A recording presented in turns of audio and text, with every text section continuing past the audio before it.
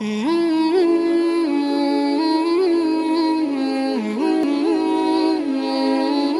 saat Rasulullah mengabarkan, memproklamirkan dirinya sebagai Rasul, ayyadahullahu bil mu'jizat. Allah Ta'ala menyertakan keberadaan Rasulullah Muhammad bin Abdullah itu dengan mukjizat. Yang mukjizat ini nggak mampu dilakukan sama orang-orang pada umumnya. Dan maktub, dalil-dalilnya ini, korinahnya ini, bukti-buktinya maktub di Injil, di Taurat, di Zabur. Bagi orang yang bukan golongan, yang bukan masuk ke dalam, yang tidak tergolong ke dalam golongan ahlul kitab, dia melihat bukti-bukti kenabian Nabi dari mukjizatnya. Tapi orang-orang yang di zaman itu tergolong ke dalam golongan ahlul kitab, mereka banyak yang mengetahui, menciri Nabi dari kitab-kitab sucinya mereka itu.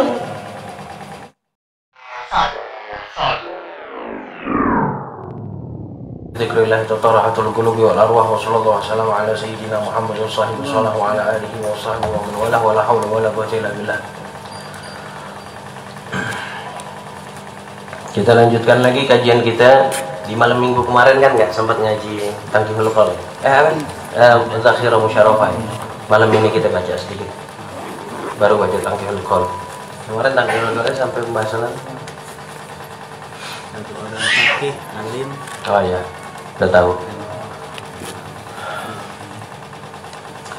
Bismillahirrahmanirrahim. Qala musannif rahimahullah ta'ala wa nafa'ana bihi wa bi'ulumihi fid darin amin. Wa qala radhiyallahu anhu ila anggal arkanul Islam khamsatun. Syahadatu an la ilaha illallah wa anna Muhammadan Rasulullah wa iqamus shalah wa ita'uz zakah wa shaum Ramadan wa hajjul baiti man istata'a ilaihi sabila. Hadirin, kita mengkaji ilmu fikih dari awal. Dari awal. Jadi jangan apa ya? Jangan sekali-kali kita punya perasaan loh, kok dari rukun Islam banyak orang Islam yang nggak paham rukun Islam. Banyak orang Islam yang nggak paham rukun Islam. Maka wajib diulang-ulang. Sebenarnya wajib diulang-ulang biar sadar, biar enggak. Biar sadar, biar enggak kalau kita Islam. Bila mana kita memiliki kemampuan untuk melaksanakan, untuk memenuhi tiap-tiap rukun dari rukun-rukun Islam itu, ya, maka wajib kita penuhi. Wajib kita jalani. Loh, kok ada bahasa dipenuhi kalau mampu dipenuhi? Loh iya. Karena nggak semua di rukun Islam ini, di rukun-rukun Islam ini, semuanya itu bisa dilakukan sama tiap-tiap orang muslim. Maka itu di sini perlu digarisbawahi, rukun Islam tidak dikatakan dengan rukun muslim. Kalau rukun muslim bahaya, jadi berat nanti. Jadi berat. Beratnya bagaimana? Nanti di penjelasan selanjutnya pasti tahu. Maka itu Islam ini, ya, Islam ini terdapat rukun-rukun. Ya, terdapat rukun-rukun yang bila mana kita mampu memenuhi dalam pelaksanaan tiap-tiap rukun, maka kita dapat dikatakan masuk ke dalam golongan orang yang telah melaksanakan Islam sepenuhnya. Sepenuhnya secara zahir. Karena nanti dijelasin, bila mana nggak mampu bukan berarti nggak bisa atau tidak masuk ke dalam golongan orang yang tidak mendirikan atau menjalankan rukun Islam secara sempurna. Ya. Yang pertama di dalam rukun-rukun Islam, ya, syahadatu an la ilaha illallah wa anna Muhammadan Rasulullah. Bersaksi. Ya. Maknanya bersaksi di sini bukan melihat. Maknanya bersaksi di sini bukan bukan melihat, akan tetapi a'lamu wa atayaqqanu wa a'taqidu bi qalbi wa ubayyuni li ghairi an la ma'budu bihaqqin fil wujudi illallah. Yang pertama, mengetahui serta meyakini, saya yakinnya dengan hati, dengan hati, bukan dengan lisan. Kalau dengan lisan namanya ngucap. Lah ngucap ini bukan syarat apa yang harus dijalani oleh orang Islam untuk memenuhi atau menjalankan salah satu rukun dari rukun Islam, lah bukan. Ngucapin syahadat itu khusus untuk orang yang mau masuk Islam. Tapi bersyahadat di sini ini untuk orang Islam, untuk orang Islam. Jadi tiap-tiap orang yang menyadari bahwasanya dia ini muslim, maka dia wajib bersyahadah. Bersyahadah maknanya tadi mengetahui serta meyakini seyakin-yakinnya dengan hati.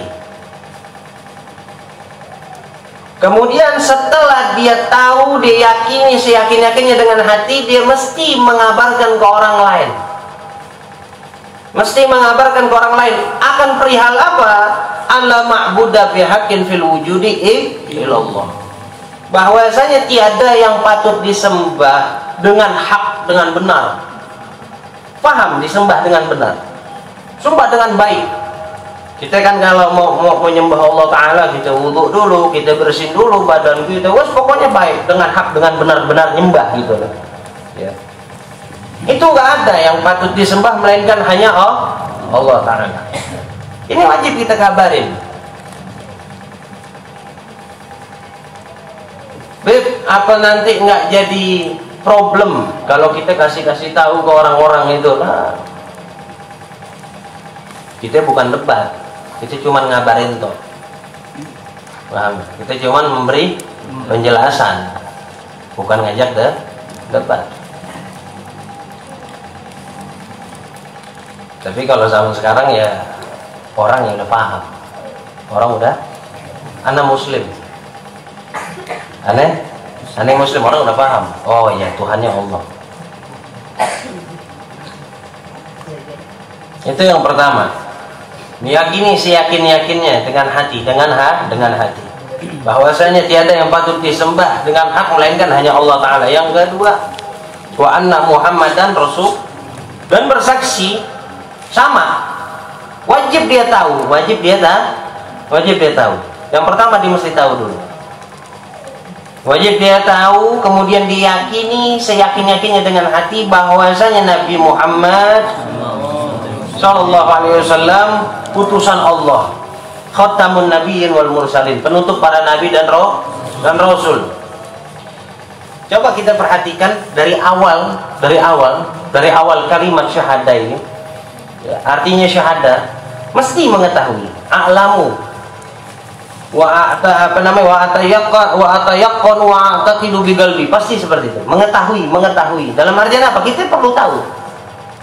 Bukan cuma sekedar oh ya Allah Tuhan kita, lah kita pelajarin. Syaratnya Tuhan mesti sempurna. Syaratnya Tuhan mesti bersih dari kekurangan, mesti bersih dari segala bentuk cacat, kesalahan. Kita belajar tauhid. Setelah kita tahu, berarti kita yakinnya itu sesuai dengan kadar ilmu yakin. Bukan cuma sekedar yakin. Ini kita ngimanin Allah, kita menjadikan zat yang nggak tampak dengan panca indera kita sebagai Tuhan kita, sebagai sesembahan kita. Ini wajib dalalah, wajib punya dalalah, wajib punya dalil. Nggak ada dalil repot. Karena bersyahadah kita kepada Allah itu nggak sama dengan syahadah kita kepada manusia. Kalau syahadah kita kepada manusia, kita lihat pakai mata kepala. Oh, si fulana atau si fulan berzina ini, ente lihat pakai mata kepala ente. Ente jadi masuk ke dalam kategori syahid di situ. Orang yang bersaksi, orang yang menyaksikan. Paham? Itu langsung ilmu pengetahuan ente dengan fakta. Tapi dengan Allah Ta'ala persaksian kita nggak sama dengan hal tersebut. Maka itu wajib didasari dengan ilmu pengetahuan ya, otomatis ilmu pengetahuan yang punya keterkaitan, punya ikatan dengan urusan ilahi, urusan ketuhanan, ilmu tauhid. Tapi nanti dijelasin sedikit dijelasin. Wah. Oh iya, coba kita lihat Tuhan itu boleh nggak terikat dengan umur Tuhan? Nggak boleh. Tuhan ini nggak boleh terikat dengan umur. Boleh nggak gaib? Nggak boleh gaib. Mesti wujud. Makanya di saat kita tahu ini sifat Tuhan ini mesti wujud, daimul wujud. Keberadaannya ini kontinu, langgeng, nggak pupus dimakan usia. Tak berlalu dimakan hari.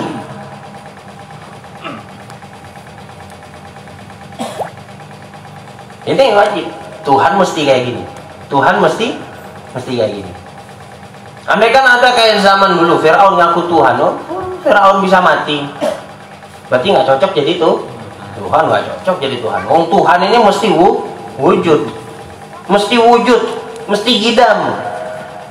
Wujudnya nggak didahului sama segala apapun. Firaun sebelum Firaun ada Ramses 1, 2, 3, 4 sampai 4 Ramses. Ramses 10 yang tinggal di Jonggol.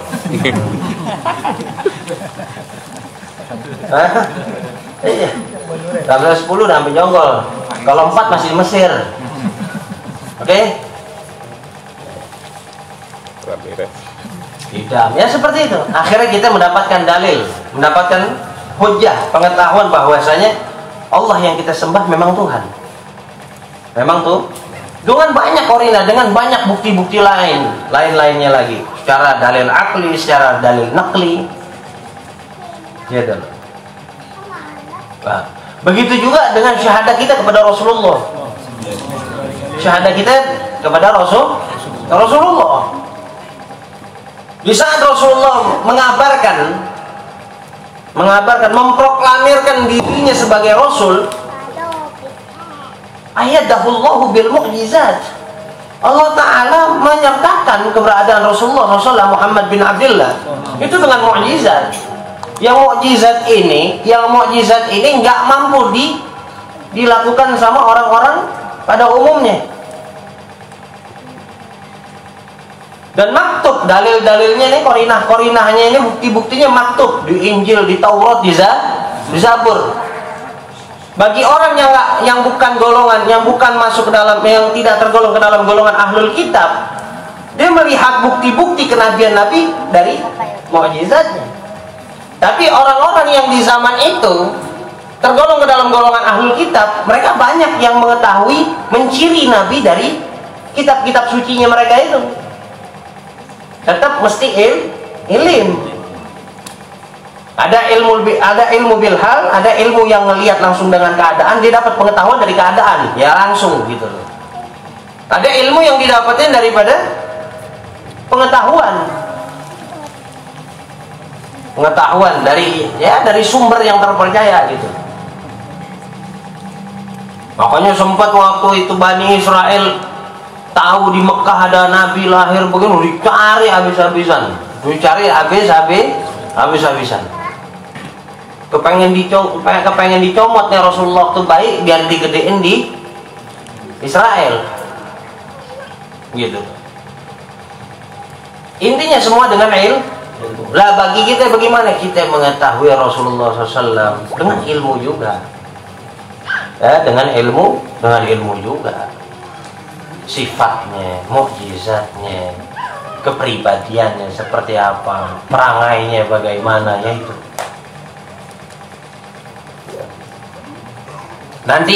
Nanti ada apa namanya syaratnya Nabi. Syaratnya Nabi itu mesti laki-laki. Syaratnya Nabi yang pertama mesti laki-laki. Lahir dari keluarga yang terhormat. Tidak ada celah sedikit pun kekurangan dari sisi bapak ataupun ibunya. Nasab bapak sama ibunya ini mulia dua-duanya.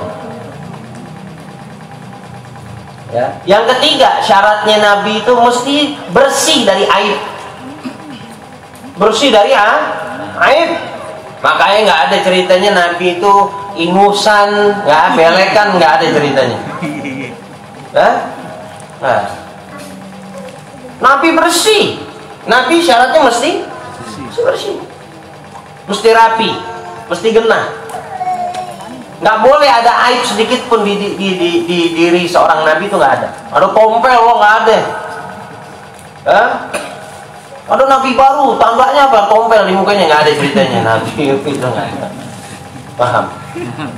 Nabi mesti sempurna, perfect Nabi itu. Dari nasabnya, dari nasab ibu bapaknya, mesti laki-laki, nggak ada perempuan jadi Nabi, nggak ada ceritanya. Paham? Itu syaratnya Ini salah satu pengetahuan yang menunjukkan kita kepada apa namanya, pembenaran persaksian kita bahwasanya pengakuan kita kepada Nabi Muhammad SAW, beliau adalah Rasulullah. Paham ya? Setelah kita tahu, kita yakinin. Kita yakinin dengan hati, saya yakinnya. Paham? Sehingga keyakinan itu betul-betul absolut. Kalau udah yakin, nggak ada ceritanya syak.